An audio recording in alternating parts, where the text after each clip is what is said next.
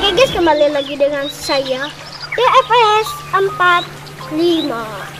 Oke, jangan lupa subscribe dulu dan like, comment, and share bagikan ke teman-teman kalian. Oke.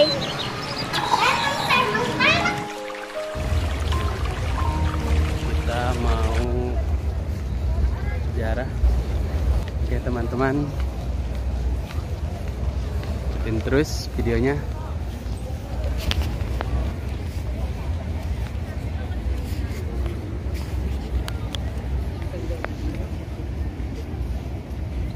Semuanya sehat walafiat semua. Amin. Amin. Amin ya robbal alamin. Jadi kita nggak usah pergi ke sana, ke situ, karena kita mau nanti ke depan makam Rasul saja membaca salawat, membaca salam di sana. Itu di ibu bapak ibu semua pergi ke depan sana, lihat ke depan itu ada pohon. Pohon ini ada listrik, PLN gitu di belakang pohon itu. Dilihat dari jauh aja. Pembayatan khalifah.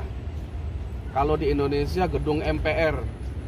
Nah, untuk mengangkat khalifah setelah kewafatannya Nabi kita Muhammad SAW itu tempatnya di situ. Bukan di rumah, bukan di gedung, bukan di masjid, bukan di musola. Tuh yang sekarang dibiarkan menjadi sejarah. Karena yang lain semuanya sudah rata dengan tanah. Semua yang lain sudah rata dengan tanah itu semua, hanya tinggal kawasan itu saja yang dibiarkan. Maksudnya apa? Adalah Nabi kita Shallallahu Alaihi Wasallam lahir pada hari Senin. Kemudian hijrah ke Madinah, keluar dari rumahnya hari Senin. Sampai di sini hari Senin. Jadi kalau hari Senin keluar dari rumah sampai di sini hari Senin itu 15 hari.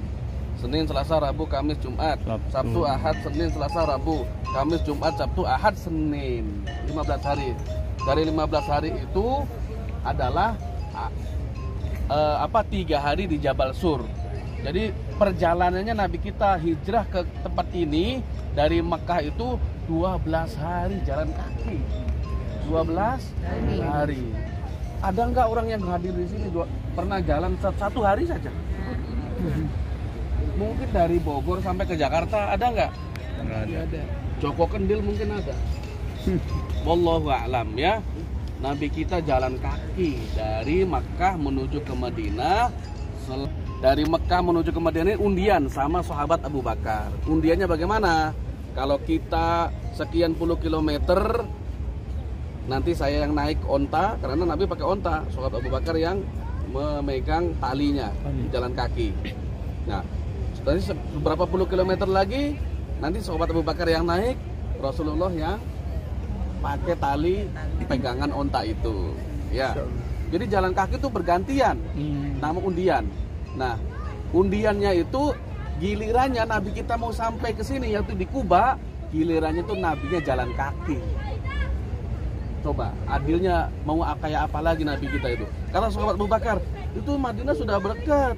Biarlah aja saya yang jalan kaki, engkau naik ya Rasulullah. Oh enggak, kita sudah sepakat dari Mekah itu mau ke Madinah ini adalah bergantian naik onta, bergantian jalan kaki.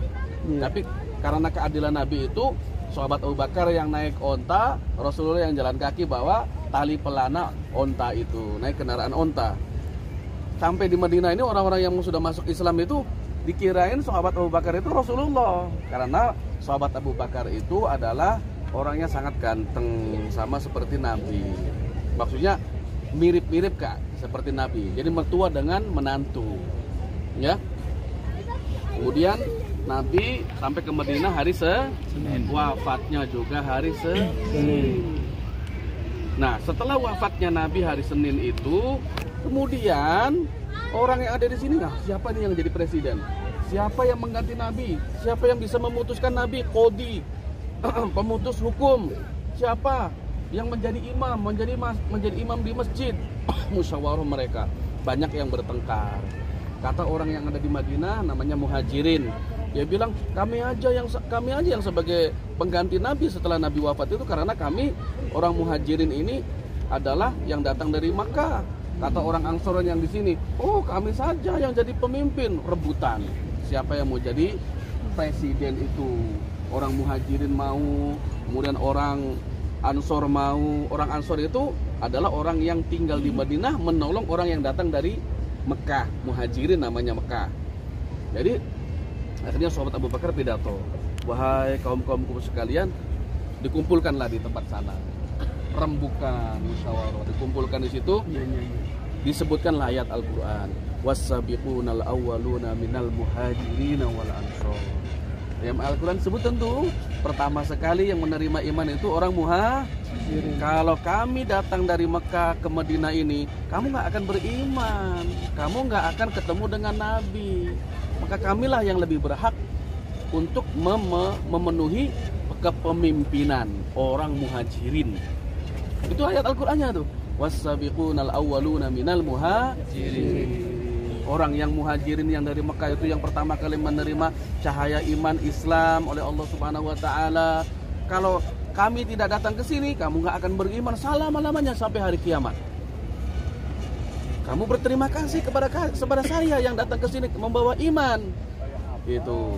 Setelah diucapkan ayat Al-Qur'an itu, orang yang ada di Madinah ini, Ansor ini terima, mengalah gitu ya, mengalah.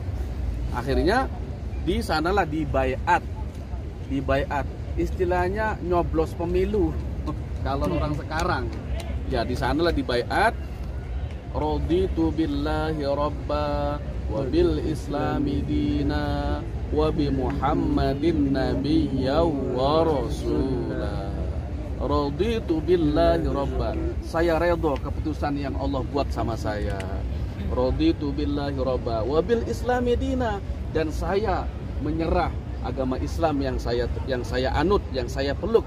Wabil islami dina wa bi muhammadin nabiyya wa rasulah, dan dengan nama Nabi Muhammad SAW sebagai nabi dan utusan. Tuh baiatnya. Jadi baiatnya begini. Tuh, di sini tangan kanannya sahabat Abu Bakar. Ini. Mana contohnya? Ini Pak. Ini tangan sahabat Abu Bakar begini nih. Saya ini kaum muslimin dan muslimatnya di sini nyoblosnya gitu. Gini. Raditu billahi robba gitu. Nanti datang orang lagi, raditu billahi robba wa bil islami dina wa bi muhammadin nabiyya. Kalau sekarang kan pakai coblosan, pakai paku kertas. Nah, itu diangkatnya itu di sana, diangkat sebagai pengganti Nabi sahabat Abu Bakar. Kemudian diganti lagi setelah wafatnya sahabat Abu Bakar Sayyidina Umar. Setelah Sayyidina Umar diganti lagi wafatnya Sayyidina Umar Sayyidina Utsman. Setelah wafatnya Sayyidina Utsman baru diganti lagi Sayyidina Ali. Setelah Sayyidina Ali siapa lagi? Anaknya Sayyidina Hasan. Kemudian Sayyidina Muawiyah. Kemudian Sayyidina Yazid bin Muawiyah. Kemudian Sayyidina Muawiyah bin Yazid bin Muawiyah. Kemudian Sayyidina lagi Yazid bin Muawiyah bin Yazid bin Muawiyah bin Yazid bin Muawiyah. Kemudian barulah namanya Abdul Malik bin Marwan dan seterusnya ya. Jadi pengangkatan presiden di tempatnya di sana orang Islam ada yang menjadi pemimpin. Gitu, ada yang menjadi pemimpin, dan nanti di masa dunia yang akan kiamat itu nanti umat Islam itu akan menguasai secara keseluruhan. Akan menguasai keseluruhan, datanglah Imam Mahdi, pemimpin yang sangat adil.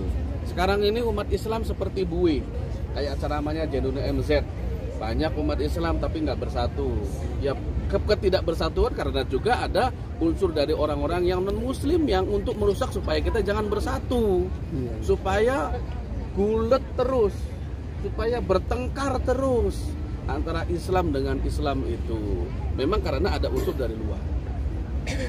Kemudian kita hikmahnya di alam dunia ini mesti ada sebagai pemimpin. Kalau orang yang belum menikah, pemimpinnya diri sendiri. Kalau dia punya orang tua, pemimpinnya adalah kedua orang tua. Kalau dia istri, pemimpinnya jangan mertua. Ya, kadang-kadang ini belok, dia lebih taat sama mertua daripada suami.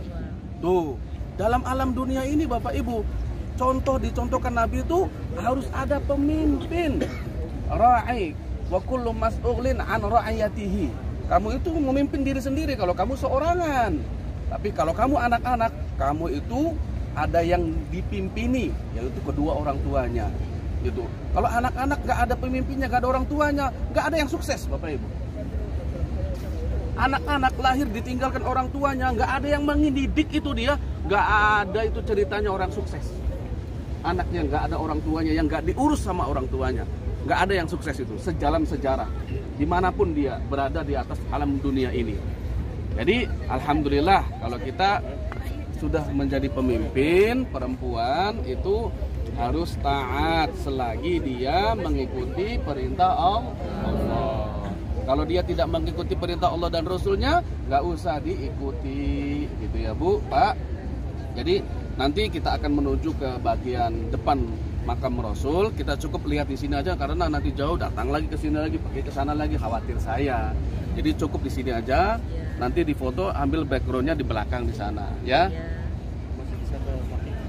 Ya bisa, ayo. Nah, makanya cepat. Sekarang foto Aja di sini, di pelataran ini menghadapnya ke sini, ya. Semua para jemaah di situ. Oke, Ya, sekian silakan, Ustaz. pemaparan dari Pak Ustaz ya. Kita sekarang lihat foto bersama. Oke teman-teman, untuk video kali ini cukup sekian dulu. Nanti dilanjut dengan video-video lain yang lebih menarik.